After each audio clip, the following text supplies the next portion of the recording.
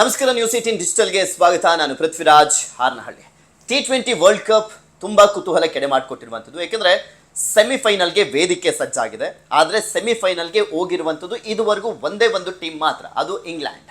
ಇನ್ನು ಉಳಿದಂತೆ ಯಾವೆಲ್ಲ ಟೀಮ್ ಹೋಗ್ತವೆ, ಉಳಿದಿರುವಂಥ 3 ಸ್ಪಾಟ್ಗೆ ಅನ್ನುವಂಥದ್ರ ಬಗ್ಗೆ ಸಾಕಷ್ಟು ಪೈಪೋಟಿ ಅಂತೂ ನಡೀತಾ ಇದೆ. ಇನ್ನು ಗ್ರೂಪ್ ಏನಲ್ಲಂತೂ ಯಾರು ಹೋಗ್ತಾರೆ ಯಾರು ಬಿಡ್ತಾರೆ ಅನ್ನುವಂಥದ್ರ ಬಗ್ಗೆ ಗೆಸ್ ಮಾಡಲಿಕ್ಕೂ ಆಗೋದಿಲ್ಲ. ಅಷ್ಟೊಂದು ಟಫ್ ಕಾಂಪಿಟೇಷನ್ ಎದುರಾಗಿರುವಂಥದ್ದು. ಆ ಗ್ರೂಪ್ ಏನಲ್ಲೇ ಇರುವಂಥದ್ದು ಭಾರತ. ಗ್ರೂಪ್ ಏನಲ್ಲಿ ವೆಸ್ಟ್ ಇಂಡೀಸ್, ಸೌತ್ ಆಫ್ರಿಕಾ, ಭಾರತ ಜೊತೆಗೆ ಜಿಂಬಾಬ್ವೆ ಕೂಡ ಇರುವಂಥದ್ದು. ಇವತ್ತು ಇಂಡಿಯಾದ ಮ್ಯಾಚ್ ಇದೆ. ಇಂಡಿಯಾಗೆ ಮಸ್ಟ್ ವಿನ್ ಗೇಮ್ ಇದು.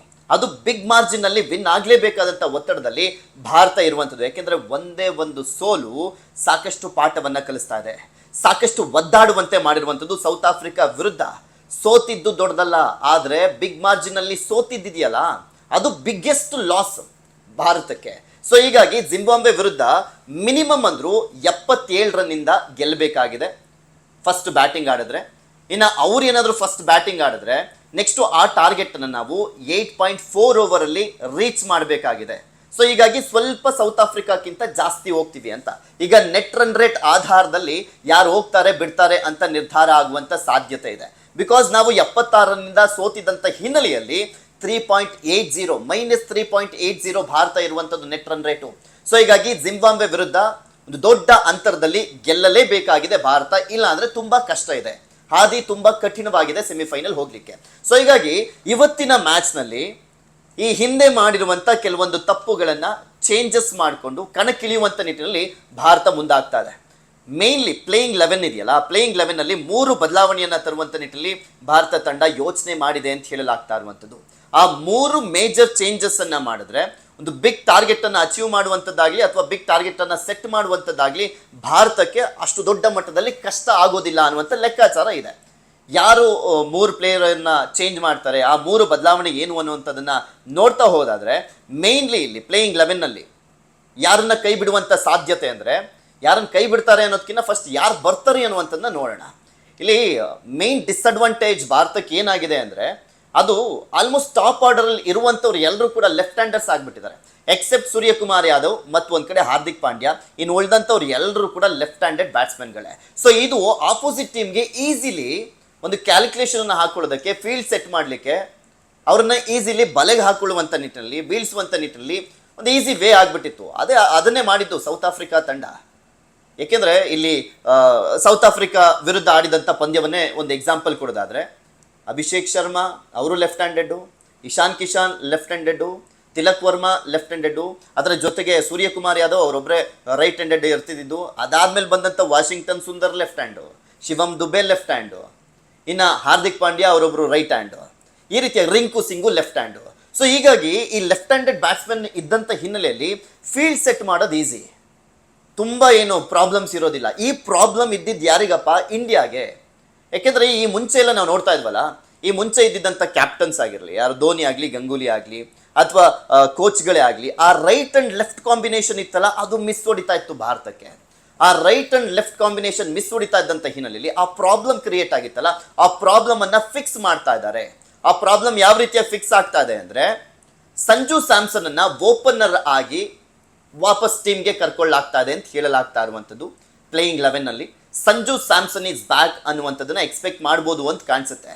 ಸೊ ಅವರು ಇನ್ನಿಂಗ್ಸ್ ಆರಂಭ ಮಾಡ್ಬೋದು ಅಂತ. ಅಭಿಷೇಕ್ ಶರ್ಮಾ ಜೊತೆಗೆ ಸಂಜು ಸ್ಯಾಮ್ಸನ್ ಇಲ್ಲಿ ಓಪನರ್ ಆಗಿ ಕಣಕ್ಕಿಳಿಯುವಂಥ ಚಾನ್ಸಸ್. ಇಲ್ಲಿ ವೈಫಲ್ಯದ ಮೇಲೆ ವೈಫಲ್ಯ ಅಭಿಷೇಕ್ ಶರ್ಮಾ, ಆದರೂ ಕೂಡ ಇನ್ನೊಂದು ಚಾನ್ಸ್ ಕೊಟ್ಬಿಡೋಣ. ಯಾಕೆಂದ್ರೆ ಅಭಿಷೇಕ್ ಶರ್ಮಾ ಸ್ವಲ್ಪ ಟಚ್ಗೆ ಬಂದರೂ ಕೂಡ ಆ ರನ್ನು, ಆ ರನ್ ರೇಟು ಮತ್ತೆ ಚೇಸಿಂಗು ಇದೆಲ್ಲವೂ ಕೂಡ ಲೀಲಾಜಾಲವಾಗಿ ಆಗ್ಬಿಡುತ್ತೆ ಅನ್ನುವಂಥ ಹೋಪ್ಸ್ ಭಾರತ ತಂಡಕ್ಕೆ, ಕ್ಯಾಪ್ಟನ್ಗೆ, ಕೋಚ್ಗೆ ಇರುವಂಥ ಹಿನ್ನೆಲೆಯಲ್ಲಿ ಅಭಿಷೇಕ್ ಶರ್ಮಾನ ಕೈ ಬಿಡುವಂಥ ಸಾಧ್ಯತೆ ಆಲ್ಮೋಸ್ಟ್ ಡೌಟ್ ಅಂತ ಹೇಳಲಾಗ್ತದೆ.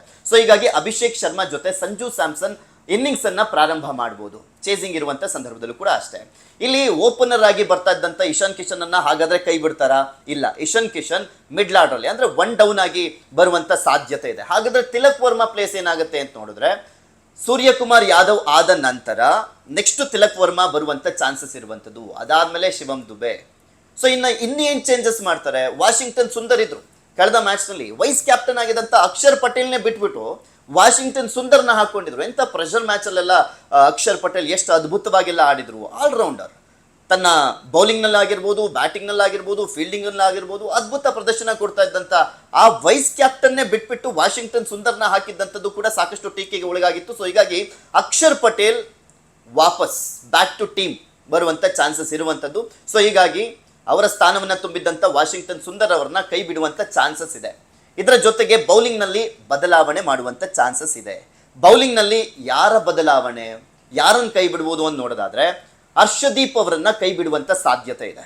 ಯಾಕೆಂದ್ರೆ ಈ ಮ್ಯಾಚ್ ನಡೀತಾ ಇರುವಂಥದ್ದು ಚಿದಂಬರಂ ಸ್ಟೇಡಿಯಂನಲ್ಲಿ, ಚೆನ್ನೈನ ಚೆಪಾಕ್ ಸ್ಟೇಡಿಯಂನಲ್ಲಿ. ಅದು ಮೊದಲೇ ಸ್ಪಿನ್ಗೆ ತುಂಬ ಸ್ನೇಹ ಅಂದರೆ ಸ್ಪಿನ್ ಪಿಚ್ ಆಗಿರುವಂಥ ಹಿನ್ನೆಲೆಯಲ್ಲಿ, ಸ್ಪಿನ್ಗೆ ಸಹಕಾರಿಯಾಗಿರುವಂಥ ಹಿನ್ನೆಲೆಯಲ್ಲಿ 3 ಜನ ಸ್ಪಿನ್ನರ್ಸ್ಗಳೊಂದಿಗೆ ಭಾರತ ಕಣಕ್ಕಿಳಿಯುವಂಥ ಚಾನ್ಸಸ್ ಇದೆ. ಒಂದು ಮಿಸ್ಟ್ರಿ ಬೌಲರ್ ವರುಣ್ ಚಕ್ರವರ್ತಿ, ಕುಲ್ದೀಪ್ ಯಾದವ್, ಅದರ ಜೊತೆಗೆ ಅಕ್ಷರ್ ಪಟೇಲ್. ಈ 3 ಮೇನ್ ಬೌಲರ್ಸ್ಗಳ ಮುಖಾಂತರ ಸ್ಪಿನ್ನಲ್ಲೇ ಆ ಸ್ಪಿನ್ ಟ್ರ್ಯಾಕ್ನಲ್ಲಿ ಕಟ್ಟಿ ಹಾಕುವಂಥ ಲೆಕ್ಕಾಚಾರ ಇದೆ. ಸೊ ಹೀಗಾಗಿ ಕುಲ್ದೀಪ್ ಯಾದವ್ ಬಂದರೆ ಹರ್ಷದೀಪ್ ತಮ್ಮ ಸ್ಥಾನವನ್ನು ಬಿಟ್ಕೊಡುವಂಥ ಚಾನ್ಸಸ್ ಇದೆ ಅಂತ ಹೇಳಲಾಗ್ತಾ ಇರುವಂಥದ್ದು. ಈ 3 ಮೇನ್ ಬದಲಾವಣೆಯನ್ನು ಮಾಡಲಾಗ್ತಾ ಇದೆ. ಸೊ ಹೀಗಾಗಿ ಅದರ ಜೊತೆಗೆ ನಾನು ಆರಂಭದಲ್ಲಿ ಹೇಳಿದ್ನಲ್ಲ, right and left combination miss ಆಗ್ತಾ ಇತ್ತು. ಇದು ಬದ್ದವ್ರು ಎಲ್ಲರೂ ಕೂಡ ಲೆಫ್ಟ್ ಹ್ಯಾಂಡೆಡ್ ಆಗಿದ್ದಂಥ ಹಿನ್ನೆಲೆಯಲ್ಲಿ ಆ ಒಂದು ಅಡ್ವಾಂಟೇಜ್ ಅನ್ನ ಆಪೋಸಿಟ್ ಟೀಮ್ ಅವರು ತೆಗೆದುಕೊಳ್ತಾ ಇದ್ರು. ಸೊ ಹೀಗಾಗಿ ಈ ಒಂದು ಮಸ್ಟ್ ವಿನ್ ಗೇಮ್ ನಲ್ಲಿ ಭಾರತ ಈ ಬದಲಾವಣೆಯೊಂದಿಗೆ ಕಣಕ್ಕಿಳಿಯುವಂತ ಎಲ್ಲಾ ಚಾನ್ಸಸ್ ಇದೆ. ಬಿಕಾಸ್ ಇಲ್ಲಿ ಬಿಗ್ ರನ್ಸ್ ಗಳನ್ನ ಕೊಡಬೇಕು. ಯಾಕೆಂದ್ರೆ ಜಿಂಬಾಬ್ವೆ ಏನು ನಾವು ತುಂಬಾ ಲೈಟ್ ಆಗಿ ತೆಗೆದುಕೊಳ್ಳಿಕ್ಕೆ ಸಾಧ್ಯನೇ ಇಲ್ಲ. ಯಾಕೆಂದ್ರೆ ಈ ಕ್ರಿಕೆಟ್ ನ ದೈತ್ಯ ಅಂತ ಕರೆಯಲಾಗ್ತಾ ಇದ್ದಂತ ಆಸ್ಟ್ರೇಲಿಯಾವನ್ನ ಸೋಲಿಸಿದಂತವ್ರು ಅವರು. ಆಸ್ಟ್ರೇಲಿಯಾಗೆ ಯಾವ ರೀತಿಯ ಶಾಕ್ ಕೊಟ್ಟಿದ್ರು ಎಲ್ರಿಗೂ ಗೊತ್ತಿರುವಂತದ್ದೇ. ಸೊ ಹೀಗಾಗಿ ಜಿಂಬಾಬ್ವೆಯನ್ನ ಲೈಟ್ ಆಗಿ ತಗೊಳಕ್ ಆಗಲ್ಲ. ಅದರ ಜೊತೆಗೆ ಬಿಗ್ ಮಾರ್ಜಿನ್ ಇಂದ ವಿನ್ ಆಗಲೇಬೇಕು, ಇಲ್ಲ ಅಂದ್ರೆ ಕನಸು ಕೂಡ ನುಚ್ಚು ನೂರಾಗ್ಬಿಡುತ್ತೆ.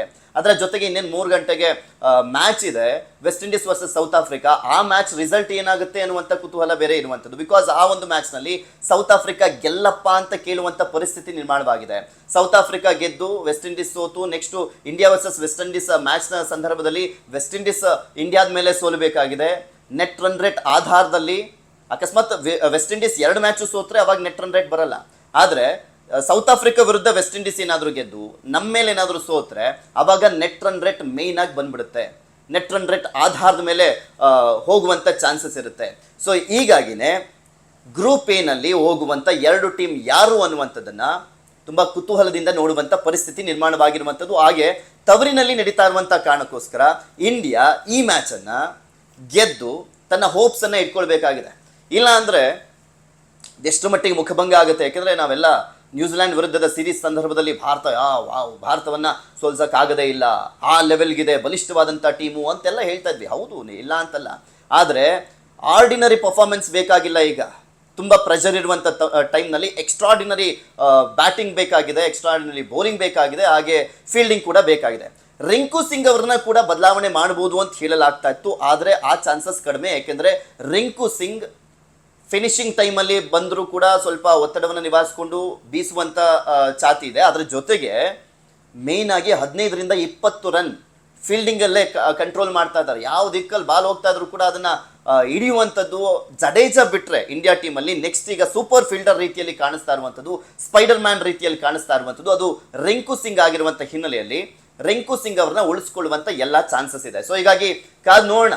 ಇವತ್ತು ಇಂಡಿಯಾ ವರ್ಸಸ್ ಜಿಂಬಾಬ್ವೆ ಮ್ಯಾಚ್ನಲ್ಲಿ ಭಾರತದ ಕ್ರಿಕೆಟ್ ಪ್ರೇಮಿಗಳು ಏನು ನಿರೀಕ್ಷೆಯನ್ನ ಇಟ್ಕೊಂಡಿದ್ದಾರೆ ಆ ನಿರೀಕ್ಷೆಯನ್ನ ಹುಸಿ ಮಾಡದೆ ಬಿಗ್ ಮಾರ್ಜಿನ್ ನಲ್ಲಿ ಭಾರತ ಗೆದ್ದು ತೋರಿಸುತ್ತಾ, ಜಿಂಬಾಬ್ವೆಯನ್ನ ಹೀನಾಯವಾಗಿ ಸೋಲಿಸುವಂತ ಕೆಲಸವನ್ನ ಮಾಡುತ್ತಾ, ಜಿಂಬಾಬ್ವೆ ಯಾವ ರೀತಿಯಾಗಿ ಟಕ್ಕರ್ ಕೊಡ್ತಾರೆ ಕಾದ್ ನೋಡ್ಬೇಕು. ಯಾಕಂದ್ರೆ ಅದರಲ್ಲಿರುವಂತ ಓಪನರ್ ಕೂಡ ಅಷ್ಟೇ ಒಳ್ಳೆ ಫಾರ್ಮ್ ಅಲ್ಲಿ ಇದ್ದಾರೆ. ಹತ್ತತ್ರ 3 ಹಾಫ್ ಸೆಂಚುರಿ ಹೊಡೆದಿದ್ದಾರೆ. ಸಿಕಂದರ್ ರಾಜಾ ಕೂಡ ಅಷ್ಟೇ ಗಾಯಗೊಂಡಿದ್ರು ಕಳೆದ ಮ್ಯಾಚ್ ಅಲ್ಲಿ. ಆದ್ರೆ ಈಗ ಫಿಟ್ ಅಂಡ್ ಫೈನ್ ಅವ್ರು ಕಣಕ್ಕಿಳಿತಾರೆ ಅಂತ ಹೇಳಿರುವಂತ ಹಿನ್ನೆಲೆಯಲ್ಲಿ, ಮಾಹಿತಿ ಸಿಕ್ಕಿರುವಂತ ಹಿನ್ನೆಲೆಯಲ್ಲಿ ಈ ಮ್ಯಾಚ್ ಅಲ್ಲಿ ಭಾರತ ಅತ್ಯುತ್ತಮವಾದಂಥ ಪರ್ಫಾರ್ಮೆನ್ಸ್ ತೋರಿಸ್ಬೇಕು. ಇದೊಂದೇ ಮ್ಯಾಚ್ ಅಲ್ಲ, ನೆಕ್ಸ್ಟ್ ವೆಸ್ಟ್ ಇಂಡೀಸ್ ವಿರುದ್ಧನೂ ಕೂಡ ಅಷ್ಟೇ. ಒಂದು ಇದರಲ್ಲಿ ಸೂಪರ್ ಆಗಿ ತೋರಿಸ್ಬಿಟ್ಟು ವೆಸ್ಟ್ ಇಂಡೀಸ್ ಮೇಲೆ ಮುಗ್ಗರ್ಸ್ ಬಿದ್ದುಬಿಟ್ರೆ ಅದು ಕೂಡ ಆಗೋದಿಲ್ಲ.